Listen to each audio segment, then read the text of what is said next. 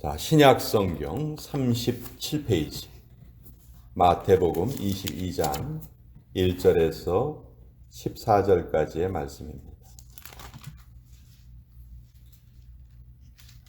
마태복음 22장 1절로 14절까지의 말씀, 우리 한 목소리로 같이 읽도록 하겠습니다. 시작.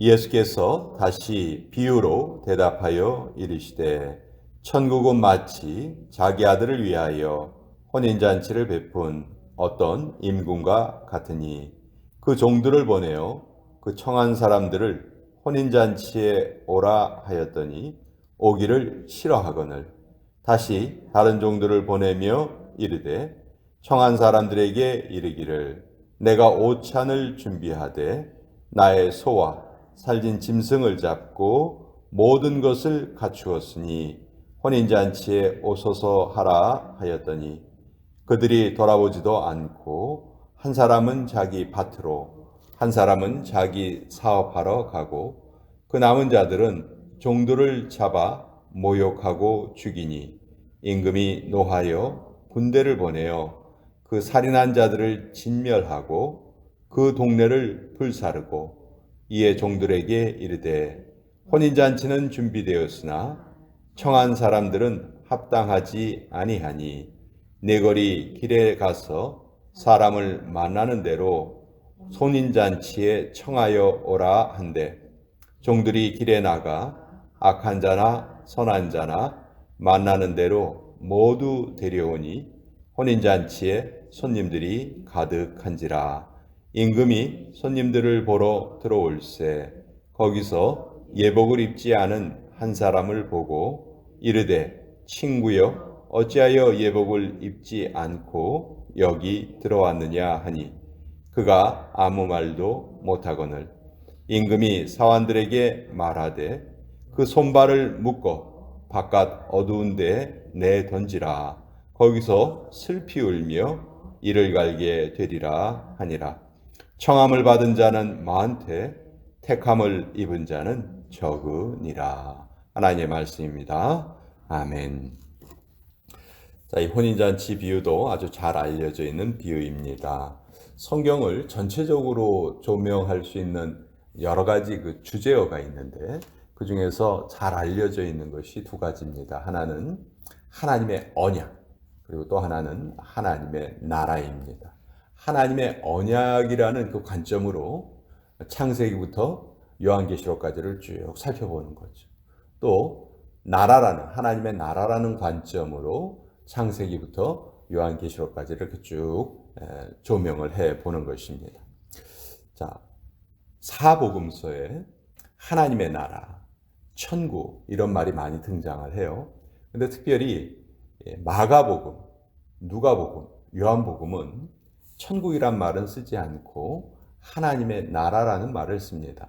반면에 유대인을 향해서 기록된 이 마태복음에는 천국이란 말이 훨씬 더 많이 등장을 해요.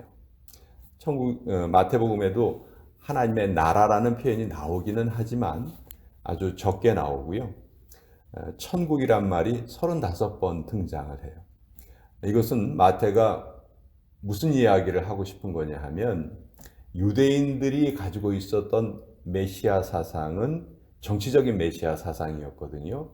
로마의 식민지에서 해방이 되고 이스라엘이 전 세계를 다스리는 그런 1등 국가가 되는 것이 유대인들이 가지고 있던 메시아 사상이었어요. 근데 마태는 이 천국이란 말을 사용을 해서 유대인들이 가지고 있는 그 메시아 사상이 잘못된 것이다 하는 것을 알려주고 있습니다. 천국은 결코 현세적이라든지 아니면 영토의 개념이 아니고 하나님의 통치를 받는 영역이 천국이다 하는 것을 마태가 우리에게 알려주고 있는 것이죠. 그래서 예수님의 비유도 다 한 가지 주제로 모아지는데 그것이 바로 천국입니다. 오늘 이 혼인잔치의 비유도 2절에 보면 천국은 마치 자기 아들을 위하여 혼인잔치를 베푼 어떤 임금과 같다. 그러면서 이제 혼인잔치가 어떻게 진행이 됐는지 설명이 나오죠. 임금이 혼인잔치를 준비하고 많은 사람들을 그곳에 초청을 합니다. 먼저 초청받은 사람들이 있었어요. 근데 그 먼저 초청받은 사람들이 그 혼인잔치에 참여하기를 싫어합니다.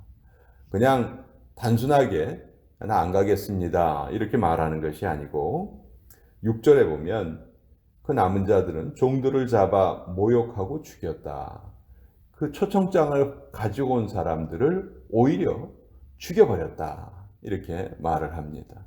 자, 임금의 입장에서는 너무너무 화가 나는 일이죠. 그 좋은 자리에 초대를 했는데 그냥 안 오는 것도 아니고 자기가 보낸 종들을 잡아 죽였다. 이건 뭐 보통 화가 날 일이 아니죠. 그래서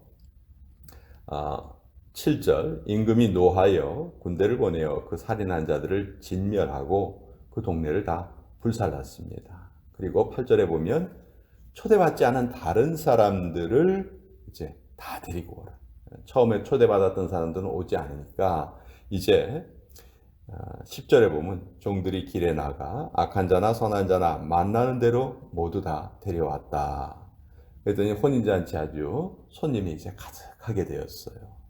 근데 임금이 이제 그 혼인잔치에 손님들을 보러 와서 보니까 한 사람이 예복을 입지 않고 있었습니다. 자, 이거는 이제 당시 그 혼인잔치 습관을 우리가 좀 알아야 하는데 혼인잔치에 참여하는 손님들에게 그 입을 수 있는 예복을 다 이렇게 제공을 했다고 해요. 그래서 이제 그 초대받은 사람들이 그 예복을 입고 이제 앉아 있어야 되는 거죠. 근데 어떤 한 사람은 예복을 입지 않은 거예요. 예복이 분명히 그 사람에게 주어졌지만 그 사람은 그 예복을 입기를 거절한 거예요. 없어서 안 입은 것이 아니고 받았는데도 안 입은 것이죠. 그랬을 때 임금이 그 사람을 밖으로 끌어내라 이렇게 말을 하면서 14절은 아주 우리가 잘 알고 있는 유명한 말씀이죠. 청함을 받은 자는 많되 택함을 입은 자는 적다. 자, 이 비유는 먼저 초대받은 사람들이 누구고 나중에 초대받은 사람들이 누구인가 우리가 그걸 좀 알아봐야 되는데 먼저 초대받은 사람들이 누구일까요?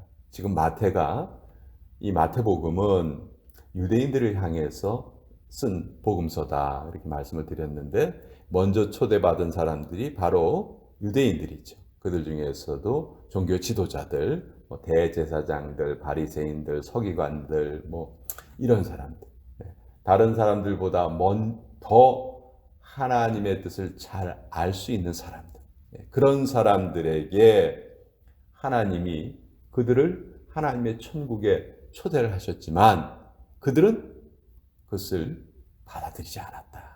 천국의 초청을 받았으면서도 받아들이지 않았다. 그래서 이제 10절에 보면 이 종이 밖에 나가서 다른 사람들을 초대합니다. 이제 유대인들의 개념에서는 이제 이방인들이죠. 이방인들에게 또 그 천국이 알려졌습니다. 근데 어떤 사람은 그 잔치에 초대를 받았지만 예복을 입지 않고 있었다. 자, 그럼 이 예복이 의미하는 것이 무엇인가? 그것이 이 비유의 핵심이라고 할 수 있어요. 하나님께서 하늘나라에 들어오라 할 때 아무런 조건을 달지 않으십니다. 여기 보면 10절에 악한 자나 선한 자나 만나는 대로 모두 데려오라. 자, 천국에 초대받는 것은 악한 자, 선한 자 구별이 없어요. 근데 초대받은 사람들이 반드시 해야 할 일이 하나 있죠. 그것은 예복을 입고 있어야 되는 거예요. 바로 이 예복이 무엇인가? 요한계시록에 보면 어린 양의 세마포 예복이다. 어린 양과 혼인잔치를 할 때 신부가 꼭 입고 있어야 되는 게 세마포라는 거죠. 그 세마포 역시 상징이에요. 그 세마포는 예수님께서 십자가에서 흘리신 피로 우리에게 입혀주신 그 예수님의 공로를 세마포로 상징적으로 표현하고 있는 것이죠. 그러니까 천국에 들어가는 조건은 아무것도 없어요. 악한 자나 선한 자나 다 초대를 받습니다. 그러나 반드시 무엇을 통해서만 그 자리에 앉아 있을 수 있는가? 예수님의 공로를 통해서만 그 자리에 앉아 있을 수 있다. 그 외에는 다른 길이 없다 하는 것입니다. 그래서 이 예복을 입지 않은 사람은 결국 바깥으로 쫓겨남을 당하게 된 것이죠. 이 비유에서 한 가지가 지금 관가되어 있습니다. 나타나지 않는 한 사람이 있는데 그 사람이 누구냐 하면 바로 이 혼인잔치의 주인공인 신부죠. 신부는 여기에 등장하지 않아요. 오히려 손님들만 이렇게 등장하고 있어요. 손님들도 그 손님들을 위해서 임금이 정말 최선을 다해서 그 잔치를 준비하고 있습니다. 그렇다면 이 비유가 또 우리에게 알려주고자 하는 내용은, 자, 혼인잔치의 손님을 위해서도 임금이 이렇게 준비를 잘 하셨다면 당사자인 그 신부를 위해서는 얼마나 더 큰 준비를 하셨을까. 근데 성경은 우리들이, 하나님의 백성들이 어린 양의 신부다, 예수님의 신부다라고 말씀하고 있죠. 그리고 예수님의 신부가 반드시 입고 있어야 할 옷은 세마포, 그리고 계시록에 보면 이 세마포는 성도들의 옳은 행실이로다 이렇게 표현되고 있습니다. 자,